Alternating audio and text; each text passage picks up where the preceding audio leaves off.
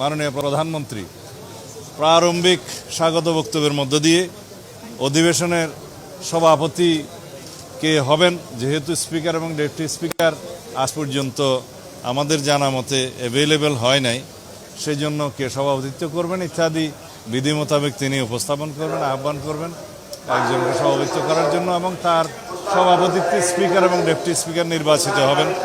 তার পরবর্তীতে সংসদের বিধি মোতাবেক যে সমস্ত স্পিকার এবং ডেপুটি স্পিকারকে শপথ গ্রহণ করাবেন রাষ্ট্রপতি, এরপরে আবার অধিবেশন বসবে।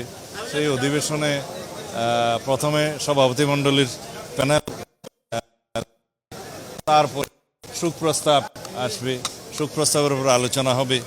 তারপরে সংসদে যে সমস্ত অর্ডিন্যান্সগুলো প্লেস করার কথা, উত্থাপন করার কথা 133টি অধ্যাদেশ আইনমন্ত্রী উত্থাপন করবেন, এবং এরপরে রাষ্ট্রপতির ভাষণ হবে।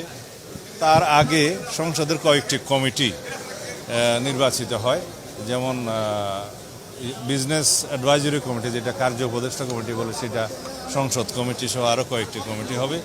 রাষ্ট্রপতির ভাষণের পরে সেদিন মুলতবি হবে। এরপরে আমাদের সিদ্ধান্ত মাফিক যেটা কার্য উপদেষ্টা কমিটির বৈঠকটা তারপরের দিন অনুষ্ঠিত হবে, এবং খুব সম্ভবত 15 তারিখে আরও একদিন অধিবেশন, সংসদ অধিবেশন বিরতি হতে পারে, তারপরে ঈদের পথে হবে। আপাতত এইটুকু।